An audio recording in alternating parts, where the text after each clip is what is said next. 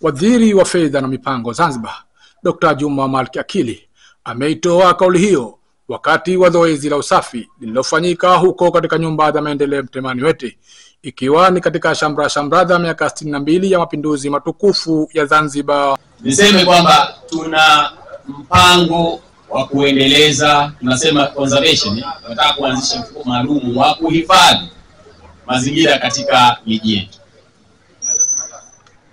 Katika awamu hii ya pili, pamoja na mambo mengine, tunategemea kuwa na funding maalum, fungu maalum kwa ajili ya conservation, kutunza mazingira, ikiwa ni pamoja na usafi na kadhalika. Tumeshalifikiria hilo na nadhani karibuni litaanza kuchukua nafasi yake.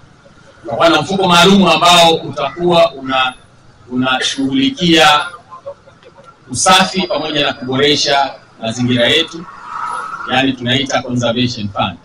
Tunaelekea huko. Conservation fund maana yake itahitaji pia na juhudi za wananchi wenyewe kusupport. Mfuko tu hauwezi kufanya kazi, lakini bila support ya wananchi wenyewe, yani kusaidia na kufanya kazi kwa dhati kabisa, hautafanikiwa. Kwa hiyo tunaelekea katika kufanya utaratibu huo na tutatenga fungu maalum kwa ajili ya kufanya usafi.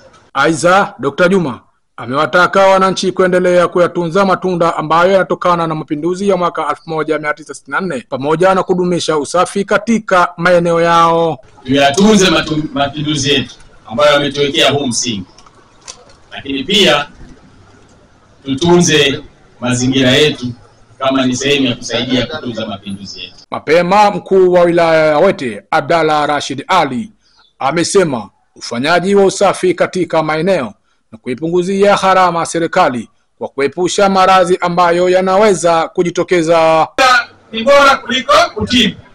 Sisi sote tunaweza kujikinga, lakini sisi sote tunaweza kujitibu. Kwa kufanya usafi huu tunapunguzia pia namna ya kuweza kupunguza gharama za serikali kwa tibu wananchi katika maeneo mbalimbali. Nitoe wito kwa wananchi wote wa wilaya Wete na wilaya nyinginezo kufanya usafi kama nisema tabia, kwa kuweza kufanya maeneo mbalimbali ya kazi, maeneo ya biashara, lakini pia majumbani kwetu. Naye mkurugenzi wa baraza la mji Wete, Shuwena Hamadi Ali, amesema mtu yeyote kama leo hayapamba, hatua za kisheria zitachukuliwa. Lakini la mwisho, tuna madampo yetu tumeyaweka mahsusi kwa ajili ya kutupa taka. Cha kushangaza, jana mimi hapa nilikuwa na greda, nimetoa taka zote kwenye hili jaa mpaka nje. Lakini watu wa hapa mnatabia usiku na magharibi na alfajiri mnatutupia taka ovyo nje ya slabu.